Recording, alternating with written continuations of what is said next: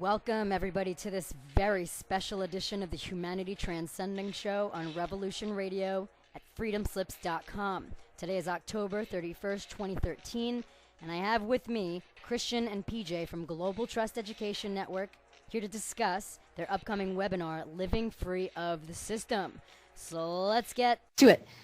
The system, living free of it. What do you guys mean when you use the word system for this webinar, for this information that you want to convey and share with others? What do each of you mean when you say and use the word system? What does that mean? Right.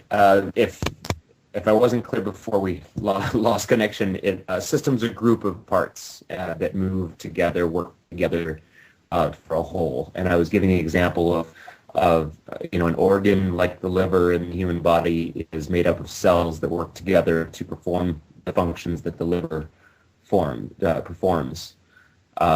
You see a system, and there's systems within systems. So the liver is a system in itself, but it's also a component of a greater system of the human body, which is a system.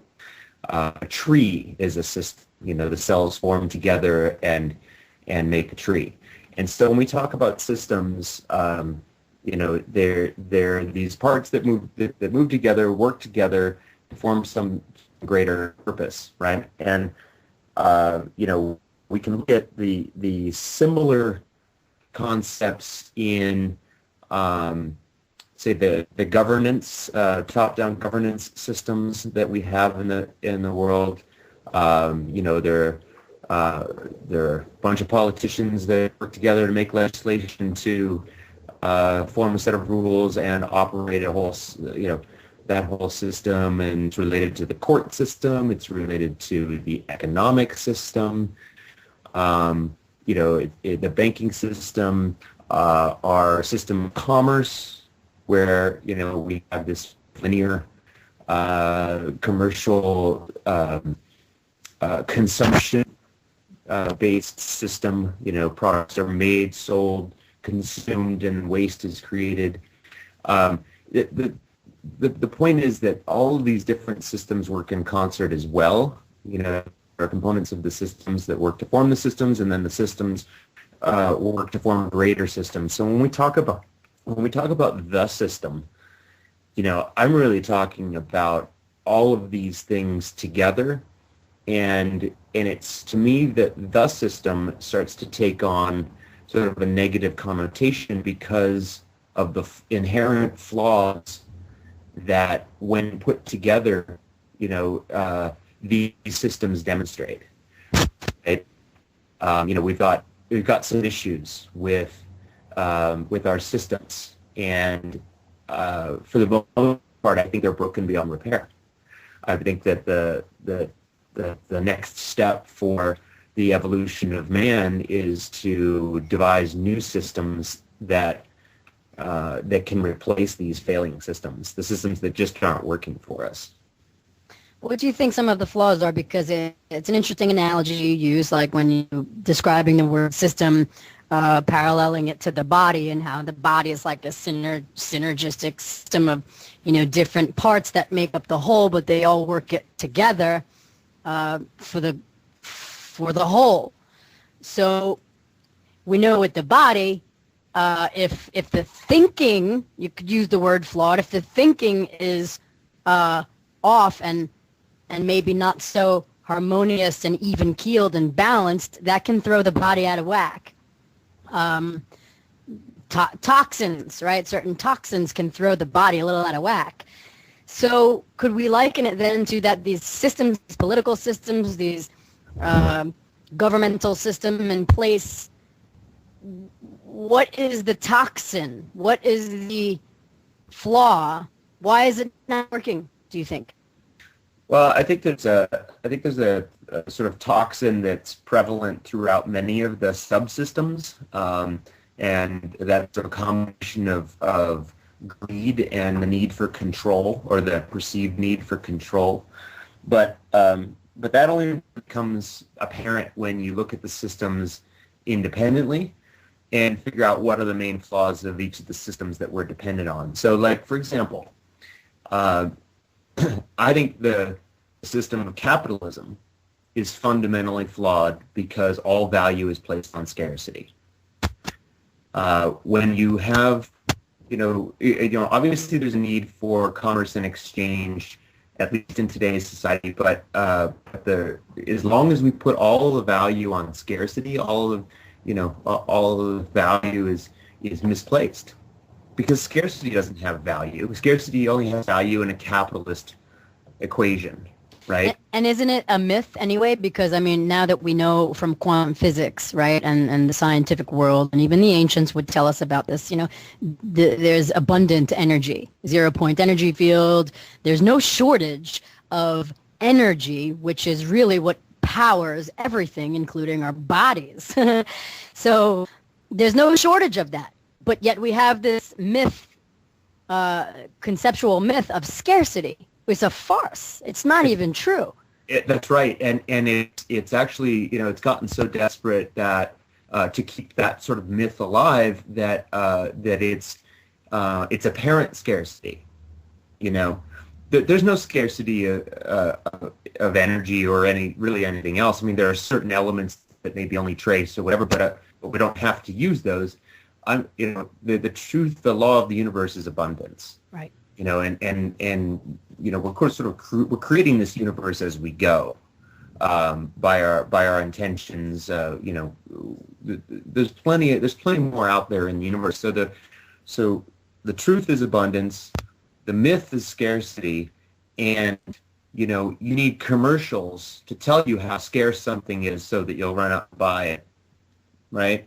De Beers has so many diamonds that that if we actually knew how many diamonds there were on the planet, the ones that they sell wouldn't be worth anything. Right. They have to put this illusion out that there's limited amounts so that they can get people to go out there and buy them, like you say. Right. With some sense of urgency on top of it, like, if I don't get this now, I might not be able to get it at some point. Right. Same with gold. There's so much gold on this planet. But those are just like the precious metals and stones that we think of. But I mean the fact that you even think you want a diamond for some jewelry purpose is absolutely created by marketing. Okay, so that's capitalism, and I think it's capitalism's in a climax run, and it's evident all over the place. It's not working, especially when you consider the elastic currency, fiat currency that is leverageable as debt, and that just can't survive. That's leading to a financial catastrophe, is what that is. We're trading nothing around but debt.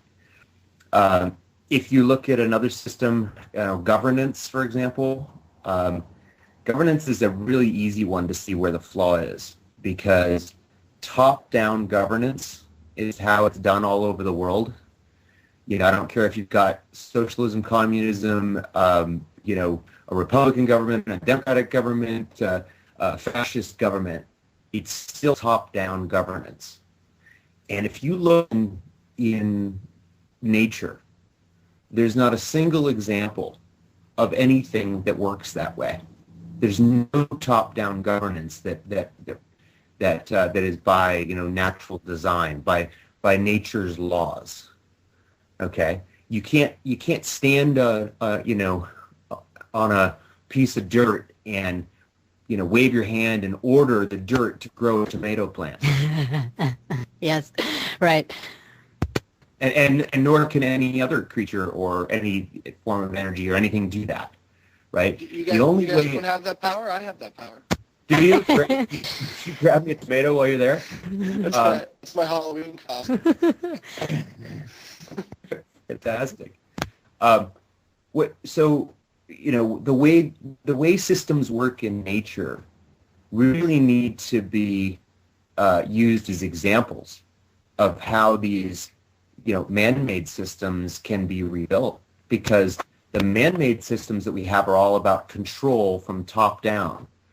And the truth is that this control and competition is not the way nature works. The way nature works is cells collaborating to create. Right. So a tomato plant comes about because cells collaborate and create a tomato plant. It doesn't work because there's something there, telling it what the rules are. So our whole paradigm is really, could say, goes against, or is not, rather not in harmony with the creation, with the inherent aspects of the creation itself and nature. So everything, the way we think, is out of line with that. So maybe that's part of the flaw, is that we're not. I know before our modern style of living, the ancients used to study nature. They would learn about life through studying nature, cycles of birth and death. They would observe the seasons. The summer and spring life would flourish. Winter, fall, well, in the northern hemisphere anyway, it gets cold and the earth kind of pulls her juices back and animals stop giving birth. So we would learn about life through observing nature. And what we're doing now is not really so much observing nature and the creation. We're formulating our own concepts, but they don't seem to be doing us. They don't seem to be serving us so well anymore. Well, we've gotten really conceited over time, and we've come to believe that we can do better than nature. We can control nature. We can control everything, right? Right. If you just get the right corporation with the right business strategy, with the right technology, or we give enough power to such and such subcommittee of the government or whatever, then we can figure out how to control it all. And look, even the weather. Okay, so we've driven the planet into this position of being unstable, unsustainable. And now we're conceited enough to believe that something like HARP or whatever can step in and start to control the weather. It's very conceited. Yeah. And I believe that you see this kind of element in every control system that's in place today, and it's amazing how many different places you see these controls. These sort of very conceited, concerted efforts to control the population and the planet. And we need to get back to natural law if we're going to find a sustainable way to live on this planet. Yeah, I agree 100%. And now, PJ, I'd like to hear from you. I just want to share this piece of wisdom that I got from a friend of mine. Her name is Janice Barcelo. She's also a host. She's the host of Birth of a New Earth on Revolution Radio. And we were talking the other day, and we're both part of this women's prosperity circle where you put in a gift and you eventually get into a receiver position and you get 8 times what you started out with. So what I gathered from her was that the mathematics of the creator is not 1 + 1 = 2. The mathematics of the creator is 1 and 1 can equal 3 and 4 and 5. You bring a man and woman together to create a child. You can have 1 child, you can have 2 children, 3 children, 4 children. So just like a tomato plant, it's not like 1 tomato plant yields 1 tomato. It yields many. So the mathematics of the creator is just abundance, multiplicity and abundance. And so even our own mathematics is not really aligned with the creation.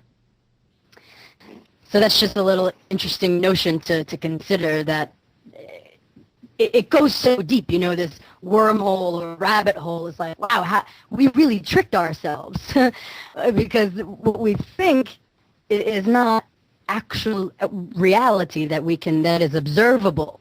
So our concepts are not in alignment with the observable reality. So we need some adjusting there. But PJ, let's hear from you now. What do you think when you think of the word system in this webinar that you guys are presenting? What is your take on that? Well, I think what you said was very poignant. What you just spoke of, the concept, our perception. I think I think of the system. I think of of course, what Christian had to say about being several things working together to form one goal. But it's really about, when we look into this situation and we look into, well, we can blame top-down governance, we can blame capitalism, we can blame personal interest, really, but what it really boils down to is individual responsibility. And I believe that there's a microcosm and a macrocosm to what we see as the system. And I believe that the system, what we reflect with ourselves, I believe reflects outside of ourselves. And I believe that's through the law of attraction. I mean, what do we know talks about that? The idea that how we perceive our reality is what we're going to get out of it. And the collective consciousness is moving in a way where the paradigm is shifting towards awakening, shifting towards self-governance, shifting towards understanding that we have to be responsible. And that change in the system, so to speak, in our own system of thought, our own system of acting, our own system of how we operate in the world is really what's going to determine the outcome of the system or the environment outside of us. And so it's, whether it's spiritual or physical, it's the old classic statement of you reap what you sow, right?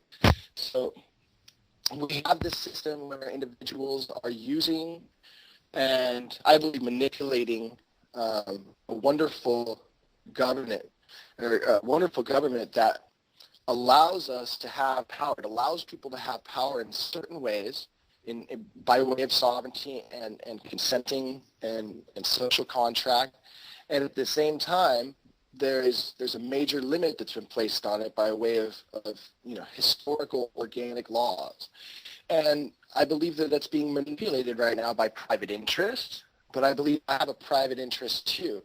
And so I have just as much power as any one individual that's in any capacity in that government.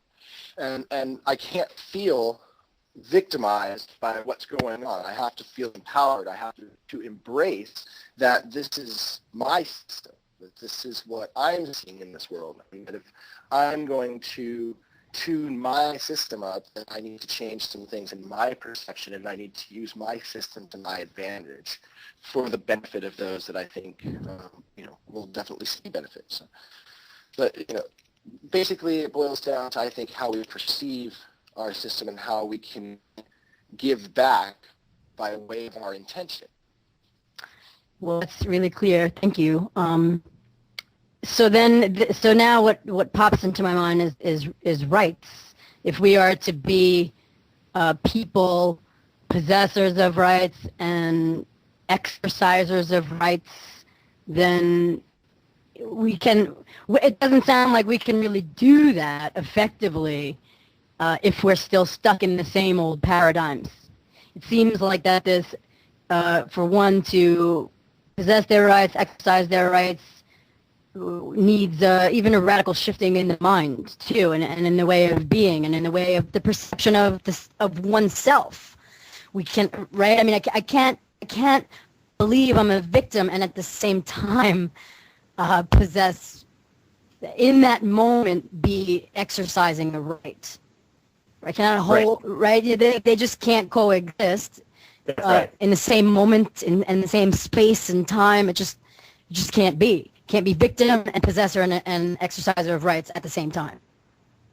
I would agree with that. You're either exercising your rights as an empowered individual, fully accountable, and yet also knowledgeable and moving on a foundation that you understand and feel confident about, or you're a victim and you have no rights.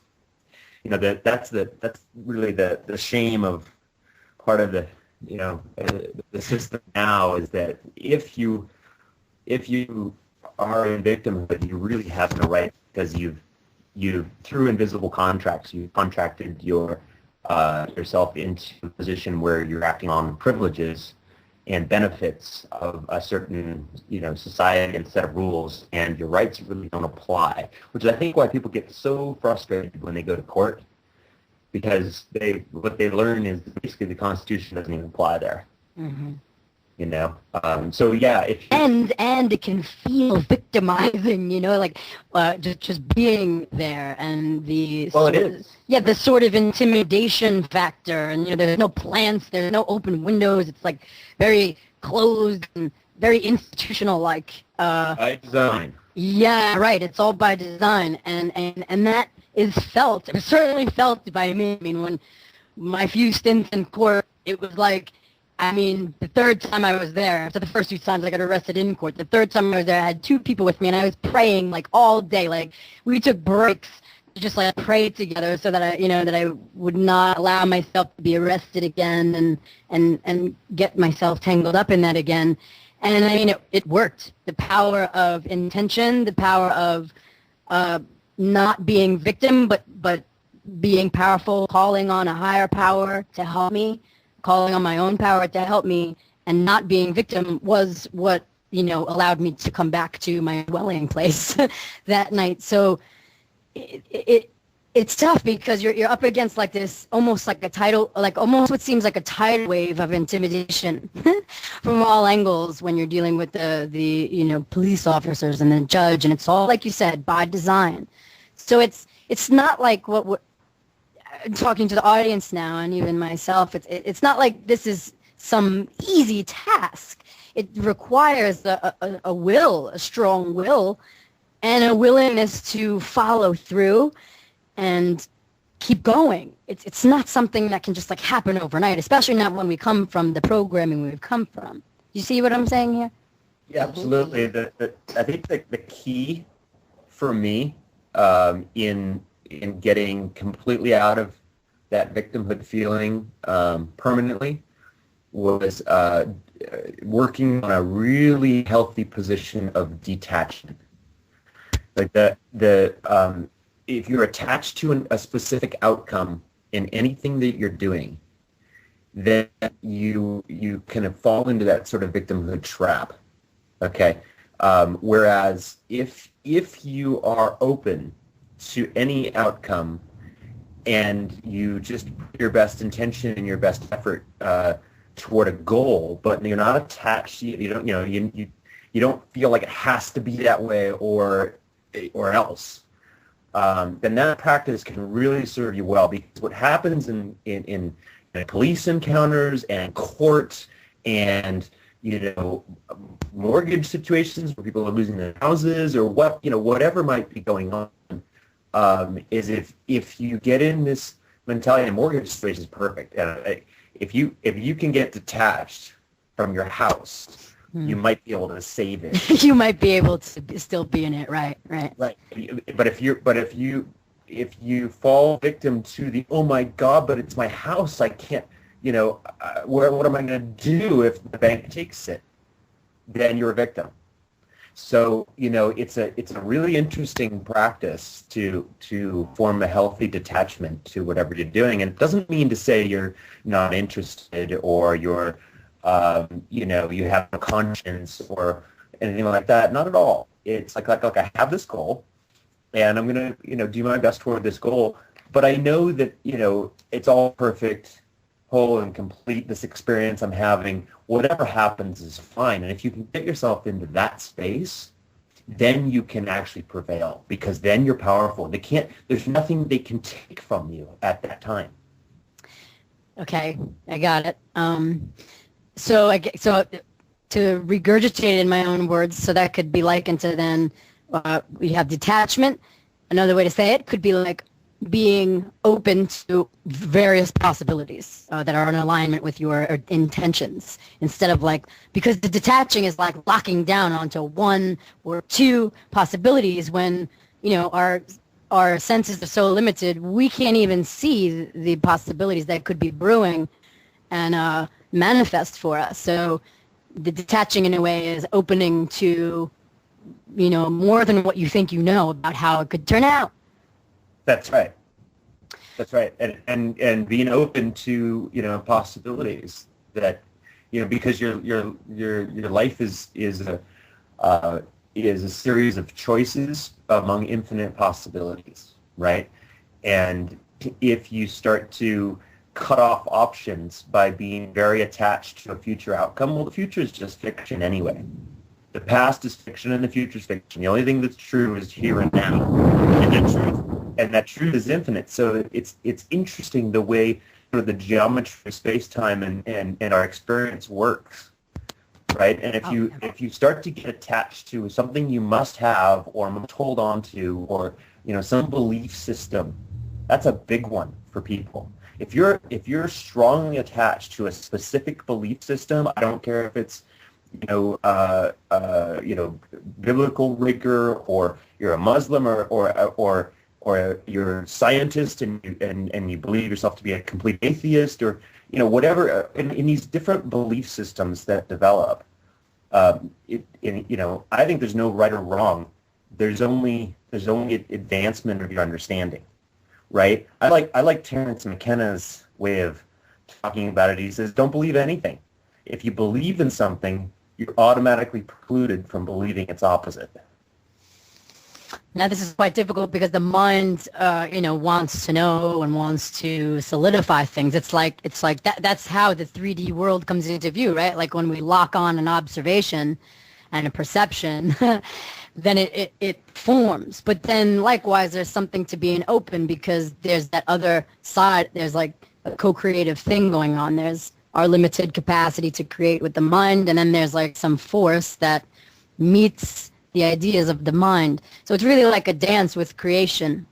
PJ, tell us now about, because this conversation this is so foundational for anything in life, whether we want to be powerful in our career, whether we want to be powerful and empowered and healthy in our love life. This applies to everything. So now let's talk about rights. Let's talk about entanglements. Let's talk about how it is, right? So we've kind of identified and broke down the system and made analogies, beautiful, wonderful analogies that really make it very clear. Okay, so now let's get to what's going on, right? There's a consensus and a feeling and a perception of the heavy-handedness that's coming down, or that is upon us, that has been in the making for a long time historically. So now let's see how we can keep going with this conversation about how it is we get entangled with the flaws of the system. What are we doing that this heavy-handedness is now upon us, and we're faced with it, and it's right in our faces? What are we doing that is perpetuating this? And what can we do to disengage from that and live free? Big question, broad question, but see what you can do with that. Well, what if it's our perception of heavy-handedness and how we are handling that perception and how it's forming and shaping our actions from there? It's kind of give me just a moment. Sure. He's got something to say. He's answering the question. Forgive me, we're having a little moment here in the... That's okay. It sounds like he's got something to say, PJ. Why don't you give him the mic? No, I'm kidding. All right. So sorry about that. That's okay. Just go ahead. Yeah. So what we're talking about is our own perception of each situation, our perception of that heavy-handedness. How do we feel about it? How do we feel it affects us, right? Well, what if we were the ones that are actually affecting us? What if we're the ones that are actually the responsible parties, the ones that are to be in control of the situation and choose not to? So what if there's a step beforehand that we are always, forgetting? And that's the microcosm, macrocosm. That's the issue of are we victims of what's going on? Are those rights given to us, taken away? Or are we the creators? Are we the individuals that allow ourselves to fall victim?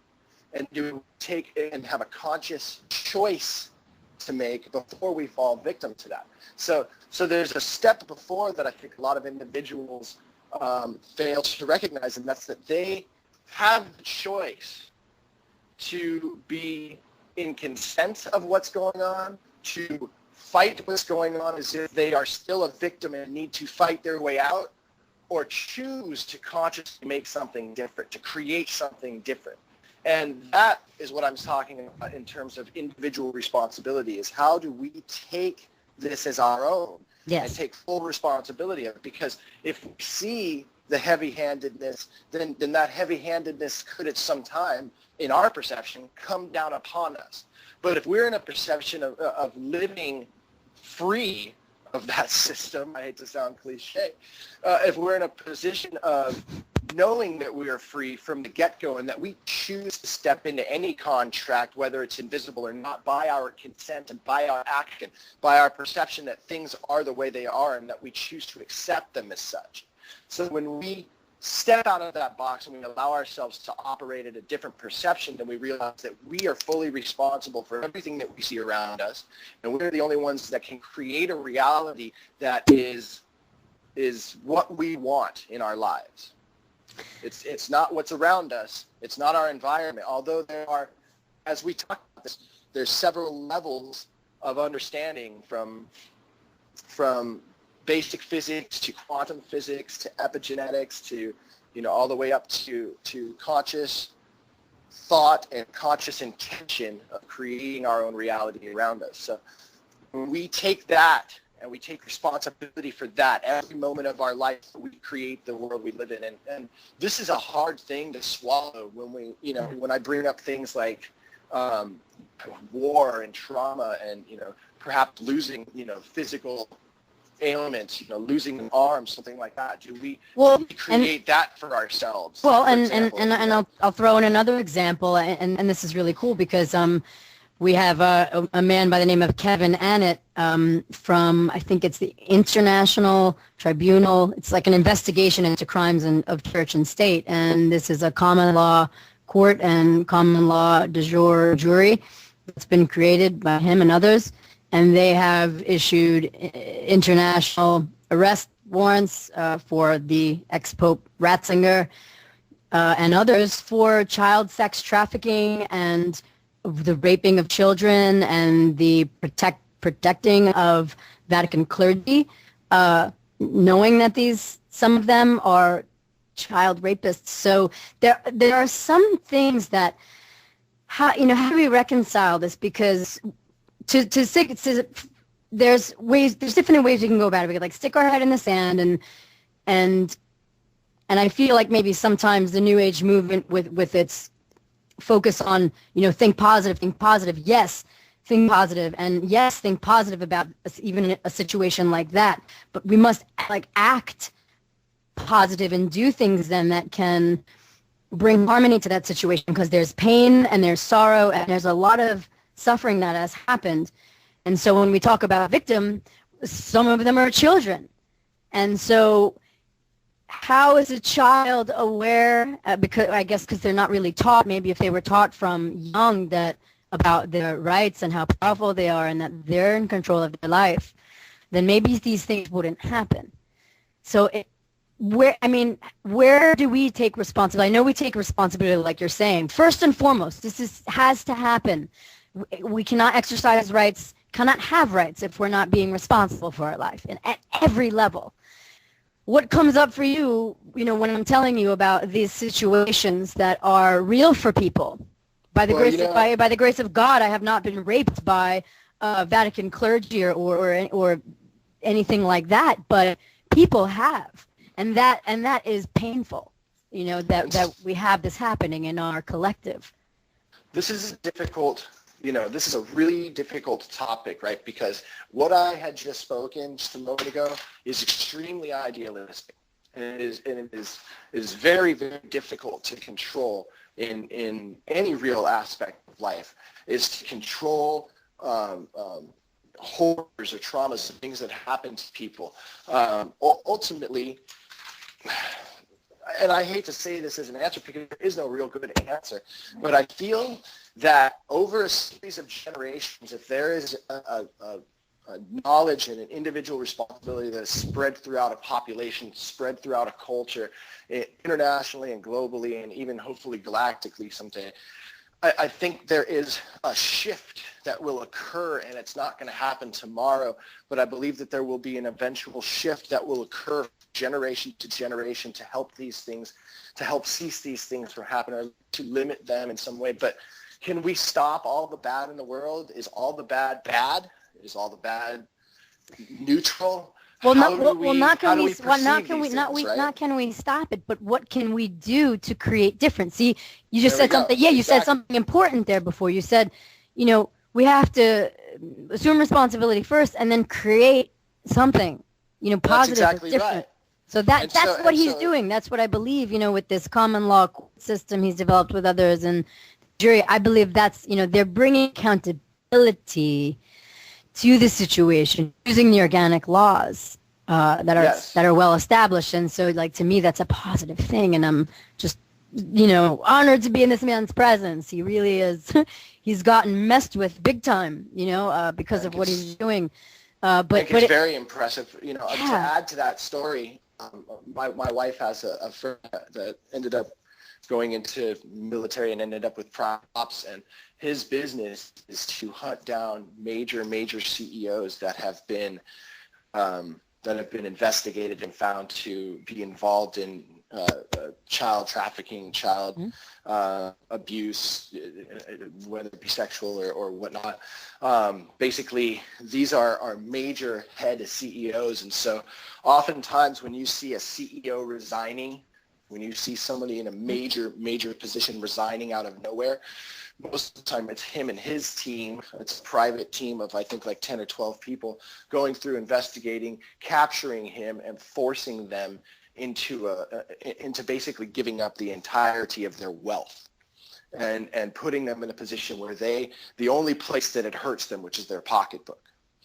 And it's a really, they have to go through some dramatic things and investigations. It's a really deep operation to catch these people doing what they're doing, and these people can't even be brought to justice properly. So I mean, I'd say we're getting a little off topic, but I mean, this is stuff that happens all around the world, and to say, well, these people were just, they were victims at the time, but they can change themselves. It's so disheartening for me to try and say something like that. So I believe, like you said, when we create the world around us, when everybody creates the world around us, and when everybody starts to move in a different, we can render those needs obsolete. And I believe a lot of these needs come from, and I hate, I don't know if we want to get into historical, biblical. some of it, if it's relevant to the conversation. But I believe that it has to do, a lot of this has to do with major sexual repression from, the Roman Catholic Church. Interesting, yeah. I believe that the majority of these acts, these things that happen when a population is forced into the repression of sexual nature, when an entire culture is forced into when we look at the Muslim culture, and women are treated having to cover themselves completely because they're considered the temptress. It is so victimizing and so irresponsible to man, I feel in my personal heart, to not take responsibility for his own feelings, his own actions, that they would lash out at a woman because they are being, they're being interrupted from their walk with their Lord or their God, whether it be Muhammad or anything that they are believing at that time, any word or deity that's going on at that time. I don't want to misquote or offend at all. But ultimately what's happening here is that the sexual repression that comes from religious persecution and religious control, I believe, is a major factor as to why there's so much violence in the world. Yeah, and yes, I guess we did get slightly off topic, but in a way it's relevant because we're talking about what are we contributors to, or what are we by our ignorance or non-involvement perpetuating, and so parents too, right? We talk about responsibility. Well, I guess it's the responsibility of parents to educate their children about how wonderfully powerful they are and how they don't have to listen to anyone, no matter whether they're wearing a robe or a doctor's coat or whatever. Everybody, we're going to break. Yeah. Everybody, we're going to break. We'll be right back. You're tuned into the Humanity Transcending Show with GTEN, Christian and PJ. And we will be right back after break. is October 31st, 2013, and with me today is Christian and PJ from Global Trust Education Network. And if you missed the first hour of the show, don't worry. It'll be archived. It'll be up on the Revolution Radio channel. And we will also probably, GTEN will probably get it up on their channel as well. So you have access to it after the fact. I just want to open up the second hour of the show with a few comments on chat, which I found really appropriate. SJ says, regret of the past and fear of tomorrow is common. What is rare is living in the present. Yeah, rare, and we need to work on that for sure. JB says, one of the spectrum or polarities of humanity ranges from the completely unaware to the aware. I believe we should do our best to become independent of the system by using our free will to make choices that mean we approach higher integrity but still survive. I really like that. Thanks, JB, for sharing that. And one thing I think, I don't know if it was you, Christian, or PJ, or both of you, a combination, but we talked about, regarding rights and living free and being responsible and, taking things as our own and recognizing and knowing we're free from the get-go. So beautiful things out of the first hour. Let's see, is everybody on the call? Christian, you there? Yeah. And PJ, you there? Okay, great. So welcome back, guys. So the second hour of the show, we want to make sure we cover a few things. So if we could just start with some of the ways people get entangled, ways that we get entangled and contract unknowingly and get involved with the system, where we might not even know it. So if you can just expand on that a tiny bit for people so they know. Sure. Also, I wanted to also bring up some of the, we should talk in just a few minutes about some of the options that we were going to be offering some of your listeners as well, so that we don't say that to the end. We'll probably talk a little bit about that. You want to talk about that now? Just say in the next 10 or 15 minutes or so, we'll probably bring that up and talk a little bit about that. Okay. Well, we can do that. The reason I want to talk about how is because some people, don't have the ground framework for that. They maybe not necessarily be familiar with what you're talking about in the webinar. So if we can let them know how it is that they get involved in the system, then they'll have a better understanding of then the offerings will probably make more sense. You know what I mean? Yeah, so just to kind of lay a little bit of a foundation of why the offerings are phenomenal, and why they would be interested in them. Let me run through it real quick. For those who aren't at all familiar with what we do, PJ and I operate as free inhabitants. That is, not as 14th Amendment citizens. 14th Amendment citizens are under contract with the U.S. corporation, and their rights don't apply because benefits and privileges are in the place of rights.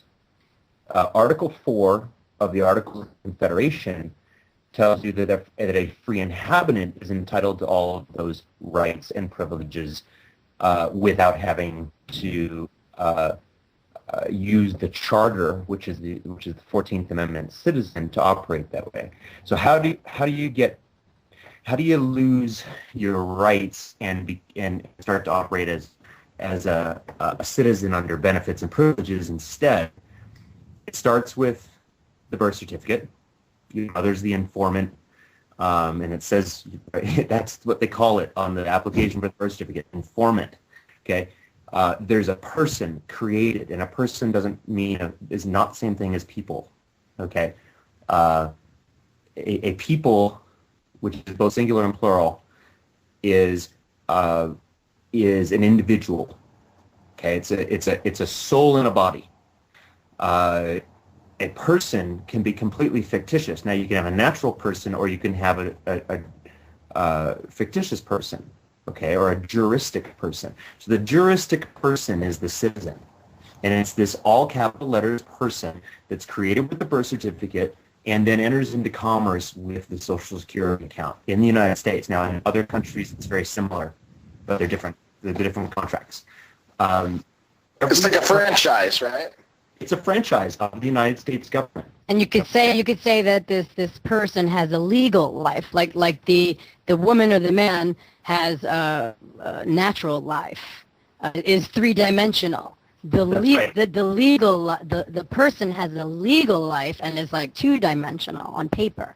That's right. There's a living being and a free who is by right a free inhabitant of the land, and there's an artificial person that has this existence only in the legal realm. And legal is different from lawful. The legal realm meaning the world of legalese. Okay, so this person, this juristic person can run around in commerce on paper, and it's this all capital letters name that looks like your name, except it's always spelled in all capital letters. It's on the credit card, the driver's license, the court summons. Anytime this person is listed by name, it's all capital letters. And every time you use that person by doing almost anything in society, you reconfirm the contract of the birth certificate and the Social Security. So every time you put your Social Security number or your person's Social Security number on something, every time you accept a document that's written in all caps name, every time you answer a court summons, every time you apply for a credit card for that person, or a driver's license, or register a car, or enter into a contract with any United States corporation or LLC or partnership. You're doing business in that jurisdiction of the U.S. corporation, and you're subject to that jurisdiction. And really quick, so it's all out on the table here for everybody. On these, like the states and counties, these are corporations as well, right? So like if you register for something with the state, that's the corporate state. So, yes, that's right. Think of it as, there's the land, okay, of the states that make up the land of this country, that make up the land of this continent, okay? The land is where the free inhabitant stands.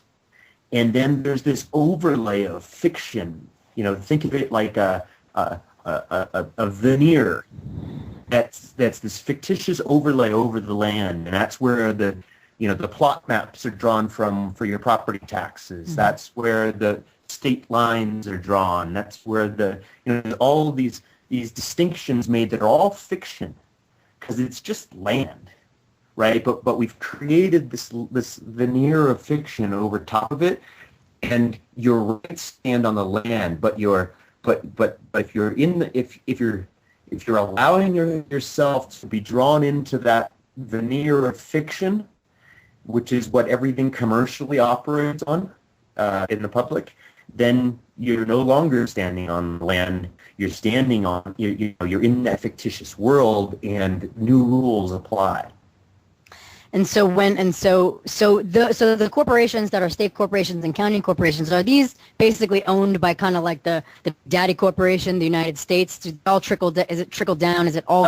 They're not owned by them. They're not owned, but some of them are. Some of them aren't.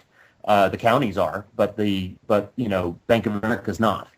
However, Bank of America had to apply for a charter at the corporate status from the state or the federal government, right? Right, exactly. So Bank of America has a federal charter to be a bank, and therefore is a U.S. corporation and is a franchise. Okay, it's very similar. I mean, there's not much difference. Kind of like the person, kind of exactly. Like the person, right? So as I said, there's not much difference between the juristic person name that you have and have the option of using, and Bank of America. They're just franchises of the U.S. government. They're corporate charters. Legal life, not the same as natural life. I mean, that's right. Yeah. No, that's right. Yeah. And so the word person, very important to understand that whenever you see that, don't think that's plural of people or singular of people. It's not. People is singular and plural. I am a people and we are people. A person is something very different. And includes Bank of America. Bank of America is a person. It's just so fascinating. No matter how many times I talk about this with friends and people, it's just, it's still just as fascinating as ever. So, well, I'm kind of open. We could jump in, we could get into offerings, but we could also talk a little bit more about, these corporations, and we could get into the Federal Reserve and income tax, like you had mentioned that you wanted to talk about.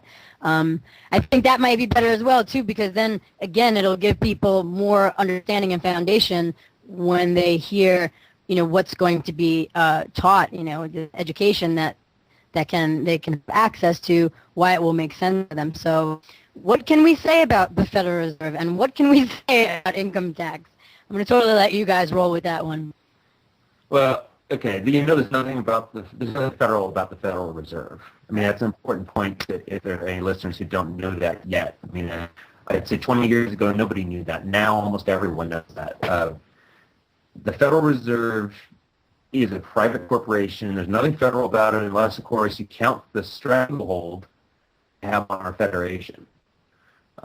Essentially, if you look back in history, this country was formed to get away from the banks and the crown, okay, and to be without income taxation and without, undue taxation.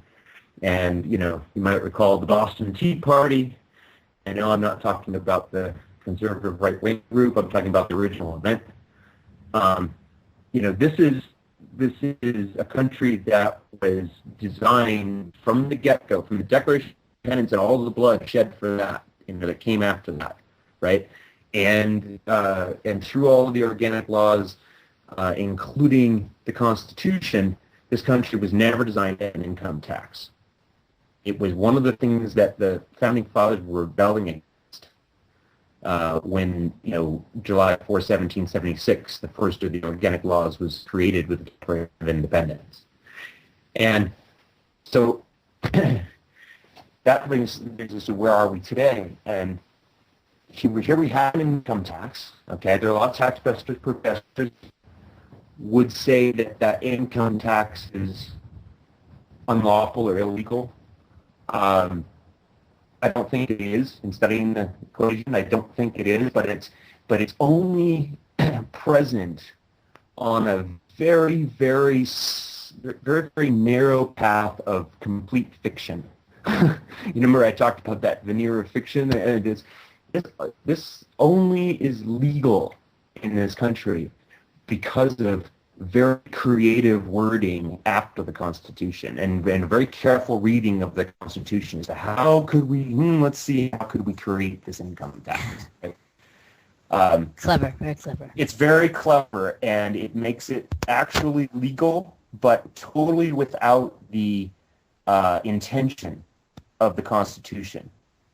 Okay, Thomas Jefferson, who was instrumental in creating the Constitution and drafting it, talks all throughout his life and career, even as president, about what a shame it would be if the Constitution were ever to be interpreted so as to allow the American people to be taxed on their labor, and how the Constitution was never intended to allow an income tax. Okay. And he said that banking establishments are more dangerous than standing armies. Mm-hmm. Right. The principle of spending money to be paid by posterity under the name of funding is swindling our future. That's a paraphrase, but basically, it's not fair to create debt that you can't pay off within the generation. You can't. He thought it was completely abhorrent to live at such a level of spending that you would leave debt for your children or the grandchildren. And today, the sorry state of things is that we actually have created the situation where our great-grandchildren are going to pay for our current expenses. That's about where we are now. It's absolutely preposterous. So 100% of what's collected in income tax goes to the Federal Reserve. It does not pay for 1 cent of the services that taxpayers expect to get from the government. Have I still got you guys? Oh yeah, we're here. Okay. Yep, we're tuned in. Okay. Yeah, go ahead. Yeah, so that's I think a really common, it's funny because we have a pretty strong YouTube presence. We're called GTEN Trustees on YouTube. Your listeners are welcome to come and visit us. But we put up a lot of videos on YouTube, and we recently put one up that talked about taxation, and I got just hammered with some, from some people that really felt strongly that taxation was a good thing. How else are we going to pay for the schools and the roads and health care? And, I had to just kind of rattle the brains a little bit just to point out that none of this money goes there. I mean, sure, if, maybe I could accept taxation of my labor if any of it actually went to the things that it's supposed to. But it doesn't. It is a skim, like the casinos, skimming the take before they report or whatever. It's a skim off of the system by the international bankers, and it's nothing but. Not 1 cent, and that's, and I'm not making this up. And it's only applicable to the legal person. It's only applicable to the legal person. Sure, and that, I can get into that a little bit. Yeah. But the issue, the point I'm trying to make here is that anyone, I meet resistance when I start talking about why do you pay taxes? You shouldn't be paying taxes. You're not a taxpayer unless you say you are.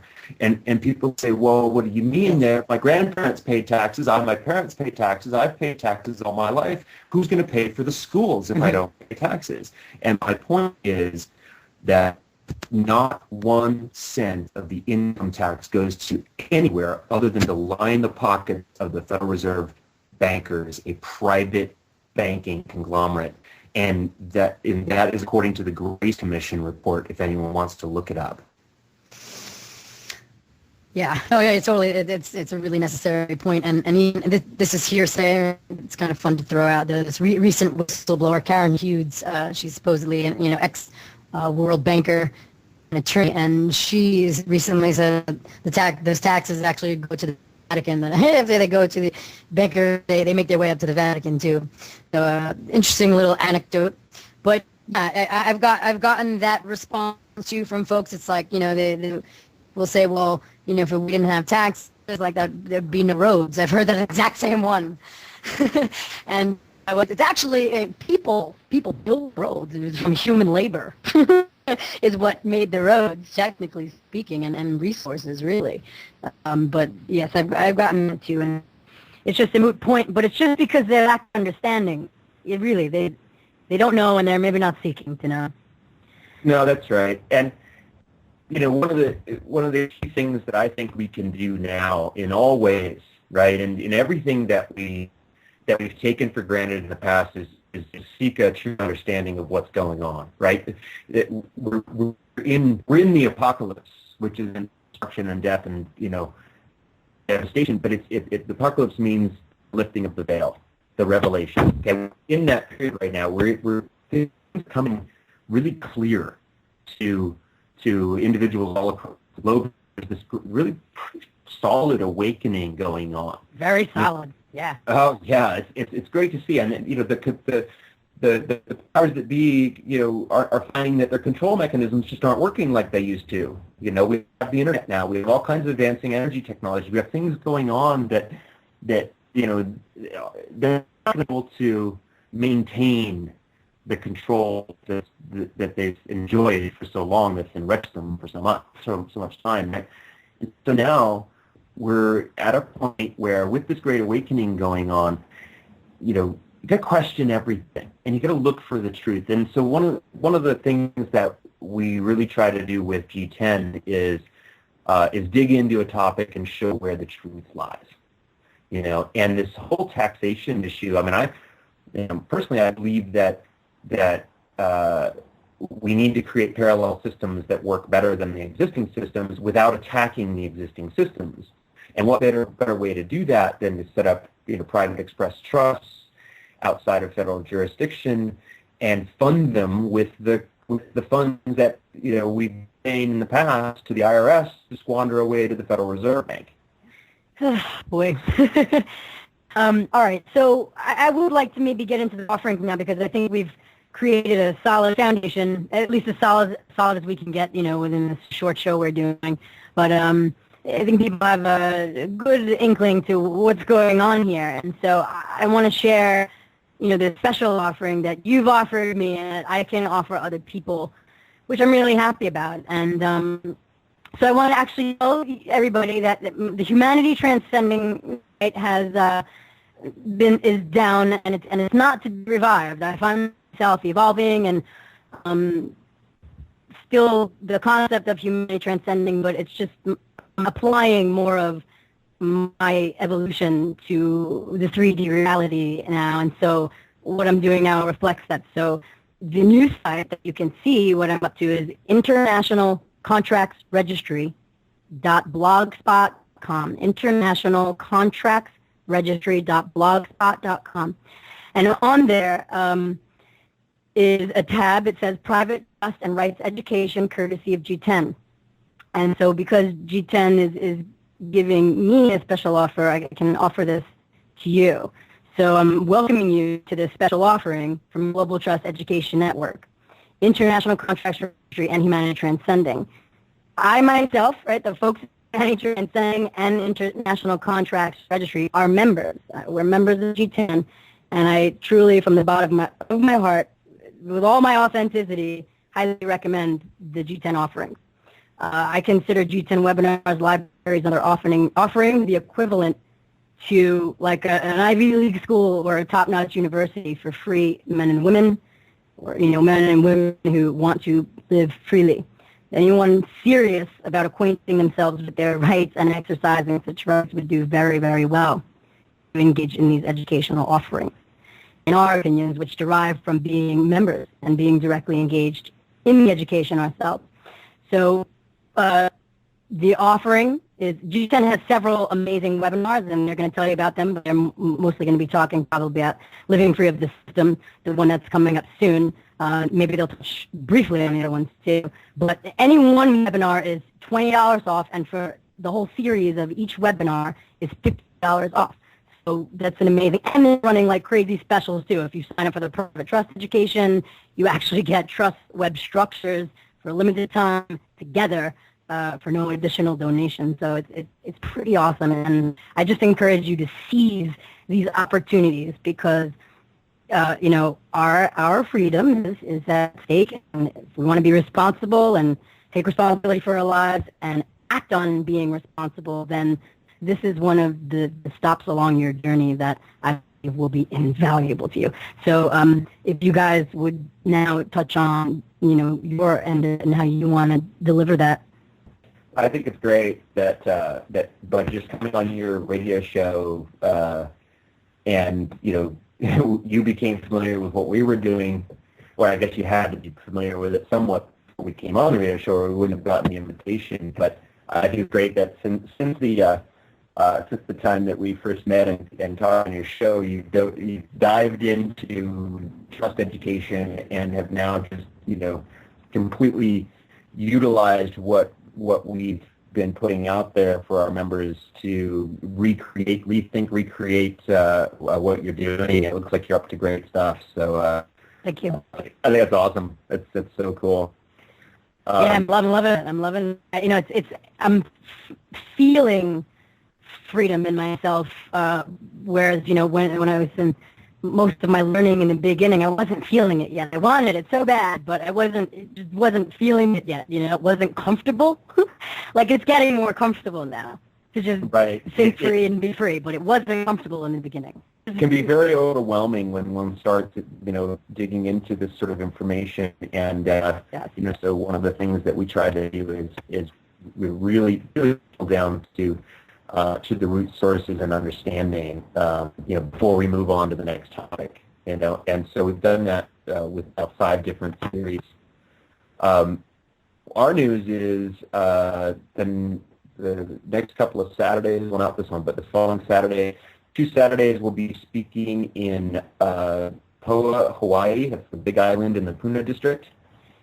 We've been invited to give some talks there on Saturday the 9th and the 16th. And so if anyone here listening is in Hawaii or planning to be in Hawaii or thinking of going to Hawaii, airfare is actually pretty reasonable right now because the government shutdown screwed up people's vacation plans. So hope to see you in Hawaii. All the information is on our site at GTEN.org. It's called Big Island Talks. And that will be an introductory kind of a broad spectrum discussion for 2 days in Hawaii, a great way to get introduced to GTEN and what we offer.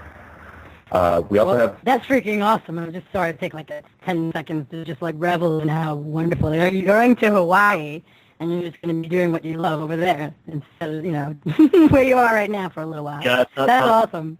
Not terrible. Yeah. Life is good. Life is good. And December 11, we start our new series called Free the System, A Guide to Private Banking and Lawful Money. And this relates to, you know, your question on how do people you know, contract into the system, right? Well, you know, every time you fill out a 1040 or a W-2 or W-9, or sorry, W-4 or W-9, any of those are contracts you need to be careful about. Anytime you give your Social Security number, you've got to be careful. Anytime you use Federal Reserve notes, you know, legal tender of the United States, what we commonly call the dollar, but it isn't a dollar. Every time you do these things, you recontract with the United States Corporation and therefore with the IRS and the Treasury. And so these invisible contracts are voluntarily affirmed, and your rights are converted to privileges under your artificial person and federal jurisdiction. And these things are the root cause or the trigger of income tax liability. So we're going to do a walkthrough of all of the organic, what we feel to be the pertinent organic laws and Supreme Court rulings that show you exactly what the income tax is and what it isn't, and then from there we're going to show you exactly what the Federal Reserve note is and what it isn't, and what other sorts of money, things we tend to call money, there are, and how one can bank at any bank and not be drawn into the federal jurisdiction. And this I'm very much looking forward to. Yeah, it's going to be a good one, and it's going to be really good. And it's for anyone. You don't have to have studied the other, 4 courses of webinars with us. It's for anyone at any level of understanding because it's really a self-contained topic. It plays in really well to the other material that we've already created, but it also works as a standalone. So. It's called Living Through the System. It's on our website, and I definitely invite you, all our listeners to check it out. And if you're, if you're on this call or this radio show listening in, you can also check out, in addition to GT, or check out Siobhan's site, Humanity Transcending site that she gave you the URL for. You'll get a little discount there for being a radio listener. That's right. The new name of that site is internationalcontractsregistry.blogspot.com. And I'll make sure I put that in the videos, like I'll send it over to Revolution Radio, so both your site and my site appear when people are going to go listen to this interview as an archive. PJ, what would you like to share about Living Free of the System webinar? What are the dates again? Is there a starting date, or is it like... December 11 is start date, and all of these, we always video record every webinar. So, what we tell people is don't worry about the dates, because if you miss it live, you'll have it a couple days later in a professional quality recording. So, but it is December 11 is the tentative start date, and we're hoping to do 2 dates in December, before the year's up, and we'll see from there. All right, great. Peter, what do you want to say about Living Free of the System webinar? You're gonna love it. I know that already. We're going to love that. That's all you've got to say? That's all I got to say. You're going to love it. No, I'll be honest with you. It's such a complex topic. I can't say much more than Christian said. He's really explained it very well. I think ultimately it's I'm really looking forward to this information. I'm really looking forward to, us continuing our, prosperity, us continuing our mission to help elevate and enlighten people. So for me, it's just another stepping stone. All right. Awesome. I'm really looking forward to it too. So then maybe we could take a little time to talk about some of the other webinars that you guys have. One of my favorites is Right to Travel, because can somebody mute their mics? I'm hearing some background noise. Thank you. Right to Travel is phenomenal for understanding, comprehending, learning about rights and the language of rights, because it's a different language. The language of the law, right, when we're speaking as a legal person is different if we're speaking as a legal person. It even goes that far. I mean, the languages are different. So, and the terminology is different, rather. So Right to Travel, people, if you guys out there want a serious, serious inquiry and getting reacquainted with your rights, Right to Travel really goes there. It goes to that place, and it cuts out a lot of hearsay. There's like no. It's not really, secondhand information. They're constantly covering the source material, which is just so wonderful because the hearsay is kind of an illusion too, in a way. I mean, it's all an illusion, but the hearsay is unverifiable. It's not, sometimes you can't go verify something, and I've come to learn that operating that way, acting on something that I can't really verify. I mean, it's okay sometimes, trial and error. Experimentation. Sometimes that's the only way to learn something too, but to be acting on certain information without being able to verify it is not necessarily wise, and I figure we've been living our lives like that, and that's probably why we've contributed to some of the way things are these days. What do you guys think about that? Yeah, that's what I was going to say. Haven't we been living that way long enough, living without actually knowing anything? Isn't it about time we dig down to the truth and find out where we really stand? Yeah. Hey, you really took the words out of my mouth. I agree with that. What's some of your favorite pieces of your Right to Travel series? Like, you guys have favorites? I mean, I know you probably love all of it, but do you have like favorite pieces of it that you can throw out for people so they can get a taste? Well, I think the revelation is the Dharma clip. Go ahead, PJ and Christian. We're both so excited about it, we couldn't help the discussion all over it. I'm sorry. I think one of my favorite portions is the portion of the Dharma. We talk about, where everything really stems from. But, Christian, go ahead. I'm sorry. Well, yeah, Dharma is kind of where we started with it, and I think we surprised some people by showing Supreme Court law and whatever up front. Here's your right to travel. It's right here. Anyone who's doubting this, read these Supreme Court cases. But I think we surprised people by 4 or 5 whatever it was webinars later, showing how maybe that doesn't apply because we're under martial law. Mm. And it was kind of this great twist. But then from there it's like, but wait a minute. What the F happened? Right, it's like, but wait a minute, how could that have happened? And then you find out. So now you understand why the system has this stranglehold, but does that mean the gig is up? Does that mean I have to go get a driver's license and register my car now? No. Right.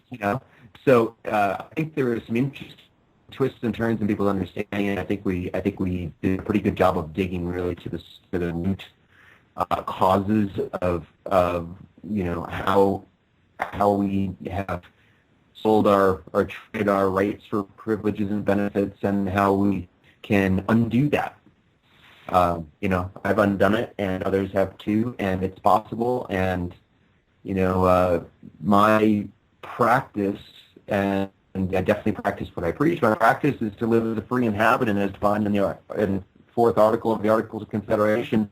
And you can't stick presumption of law on me that I'm otherwise, that I am a citizen, that I am a juristic person, that I'm even, the trustee of that juristic person. No, government is. I know it, and once you know it, you can't unknow it. Right. Yeah. There's a quote I figured from who, but it's like once the mind stretches to like new dimensions, it just can't go backwards. Right, and I'm really excited about the living free of the system, because the tax code is the most complicated volume, most complicated tome ever written, other than perhaps certain translations of the Bible or something, which can be very, very difficult to a difficult slog. I think that at least the Bible has a story. The tax code is just like, nobody understands tax code. I don't care how good of a tax lawyer you are. And what's great about it is, first of all, that's intentional, okay? And if you get that, you're not meant to understand it. Nobody understands it. It doesn't need to be understood. It's intentionally misleading. And two, there is a way to approach it to find the truth of what applies to you. The tax code is basically like throwing a whole bunch of spaghetti against the wall and seeing what sticks. And whatever sticks is food for the Federal Reserve. That's funny. Right? Yeah. If you get that the way to approach the material is not to read the tax code. The way to approach the material is to see what your rights are. Yes. And where the tax where the current tax system manages to become lawful according to your rights under that are protected by the Constitution.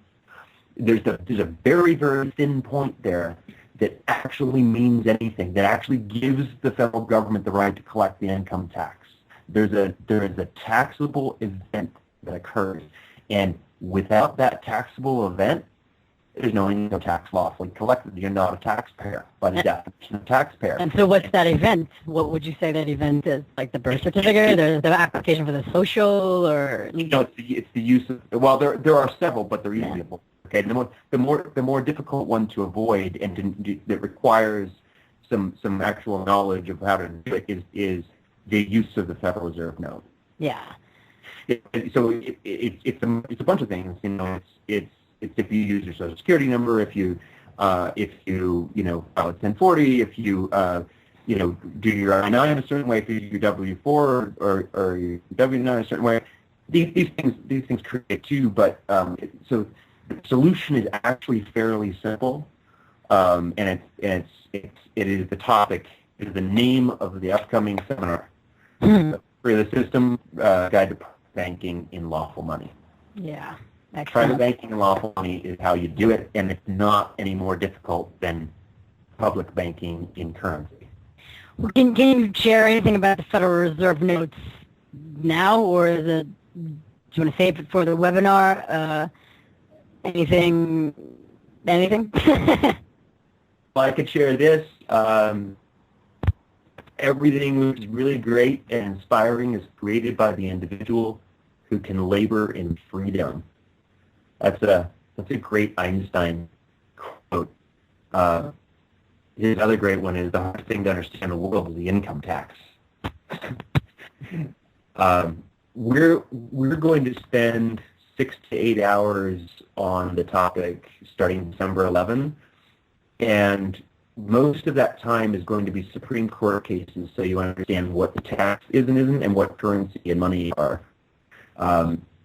Once that understanding is in place, the solution is fairly simple. But I could probably take 5 minutes right now and lay out I could take half an hour right now and lay out the solution. But I don't want to give this solution to people who don't have the understanding. I don't have any interest in that, because if you don't have the understanding, then you will screw up the solution. Okay, understood. All right, so maybe we could touch on the private trust education. This was the first that I started engaging in, and fascinating also. And that it actually gave me the kind of, or not gave me, but I allowed it to support me in the courage and the will to, co-create trust. So I'm happily operating as trustee of a private express trust along with a great friend, who is a co-trustee, and we're knowledgeable about these things, and we're learning more and more and experimenting and having fun and maybe laboring in freedom, maybe kind of like that, and then it feels really good, and I'm just so excited to go deeper and get better and become more refined in my knowledge and application of it. So what can you guys share about the private trust education series with people that you would want them to know about it?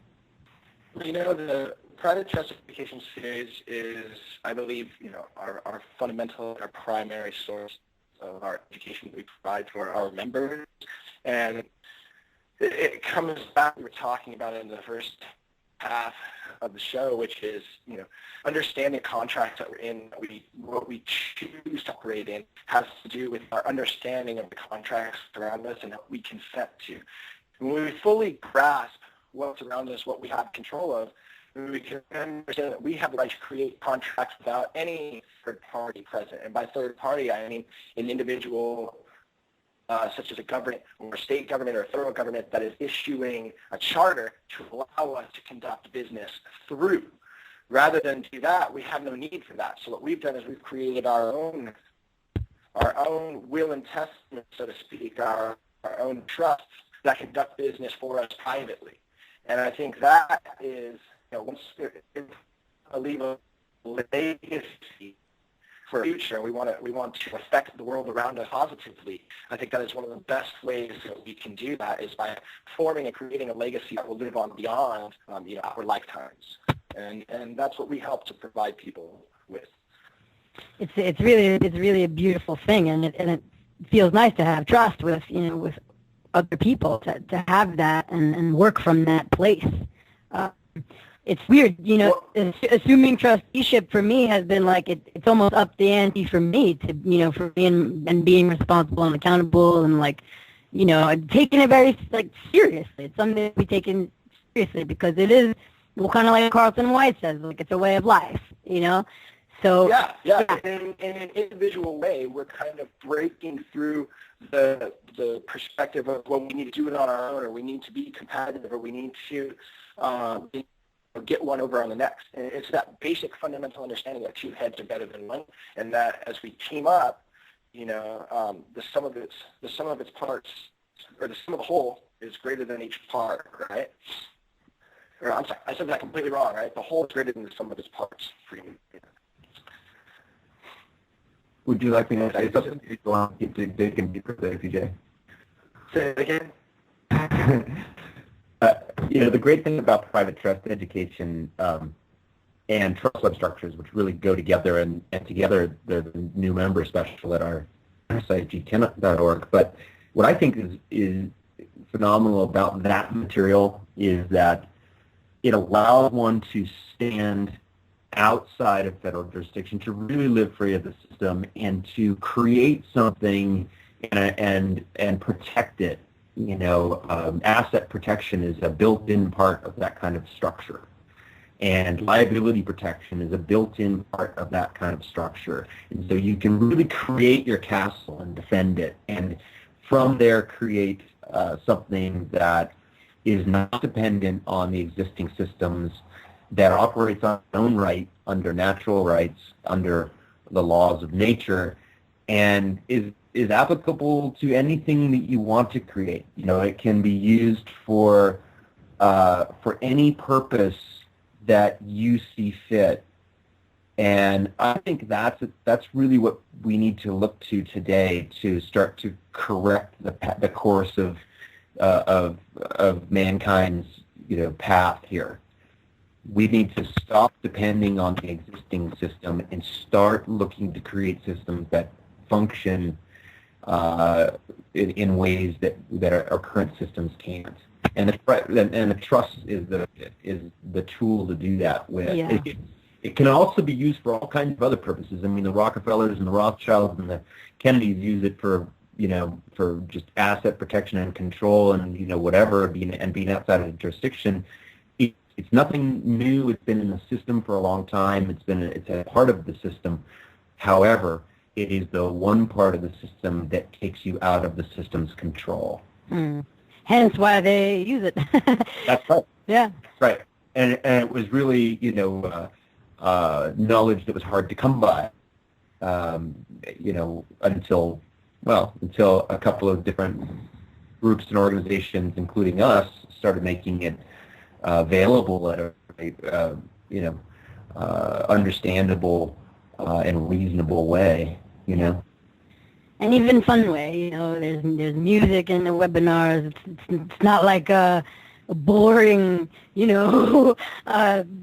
study or anything. It's fun, it's lively, it's genuine, and it's just I'm really, really grateful for it.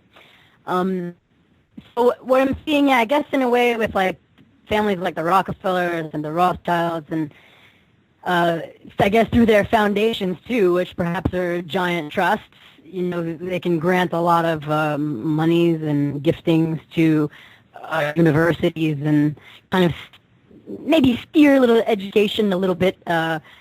So then can we do the same things then? So when we talk about the private trust and operating outside of the control of anything other than that which governs the trust,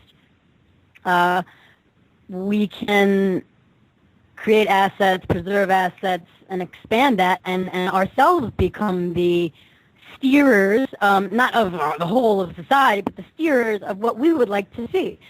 What we're up to in our lives, what we would like to see more of. Like, one of my dreams with the trust and intention is to be able to have funds and the ability and the resources to have, like, community organic greenhouses where it's just open to the community, and the community participates in keeping up the greenhouse, and the community shares in the fruits of it, things like that.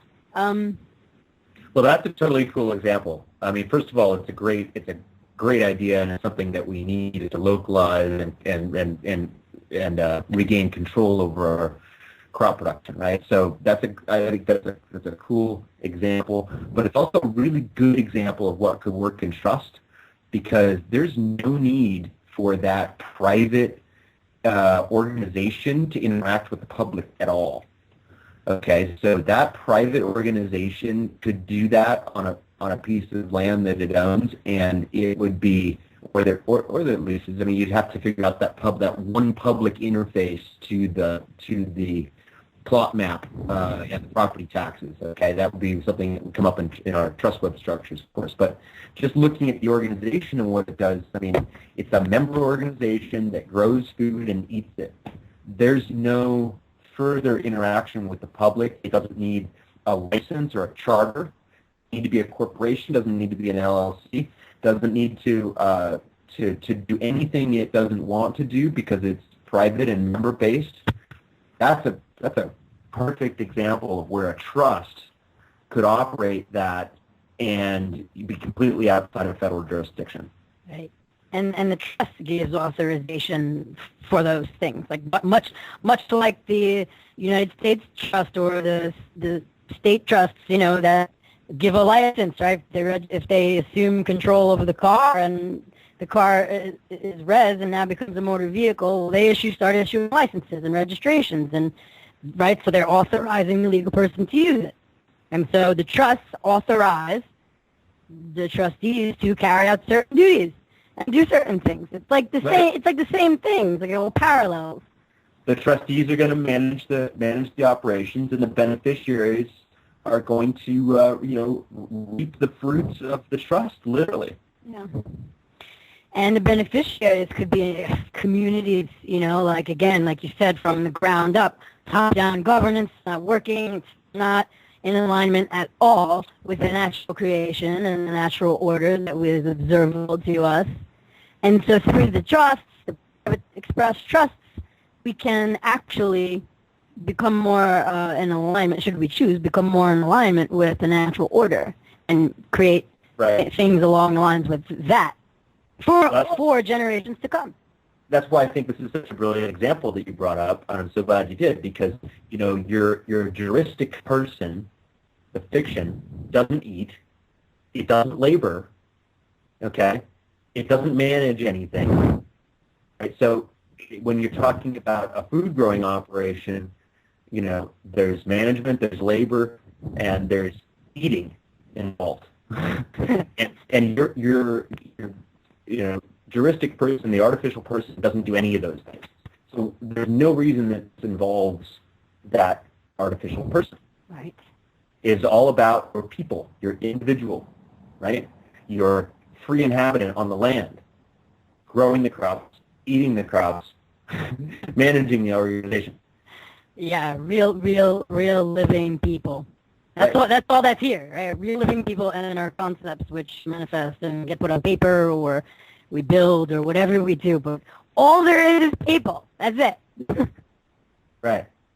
Now, you know, the corporate structure allowed us to scale up to larger scale production. I mean, you can see why it's become so prevalent. It's both, you know, ran into industrial age and the information age, right? And so you've got, you know, Ford Motor Company and Google out of those, right? Oh, guys, we're out of time. I love talking with you on the air. It's always a blast. Everybody visit GTEN.org, see what Christian and PJ are up to, and the other trustees of GTEN. Thank you guys for being with us. Thank you. Thank you so much. This is wonderful. It's been great. Yeah, it's been great for me too. Everybody, thank you so much for tuning into the Humanity Transcending Show. I'll probably be back again in maybe a few weeks, should Revolution Radio graciously allow me to do a show spontaneously. I hope to see you guys again soon and be with you. Farewell, love, peace, and I'll see you again soon. This is Humanity Transcending signing off for Revolution Radio at freedomslips.com. Bye.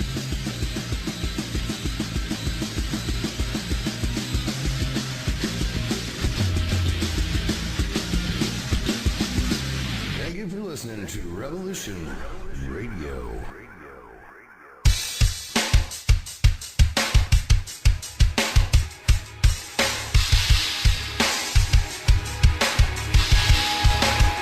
Enter into a world unseen on Raven Star's Witching Hour. You will encounter eclectic topics from the realm of spirit brought into our matrix of truth. With your host, the Solaris Blue Raven. Solaris will bring you an array of unique guests covering topics from ghostly spirits to amazing anomalies, covert technology, UFOs, and shadowy global events. And that's right here at Revolution Radio, freedomslips.com, Saturdays, midnight till 2 a.m. Eastern Time. Revolution Radio, where information never sleeps. Let the magic rise.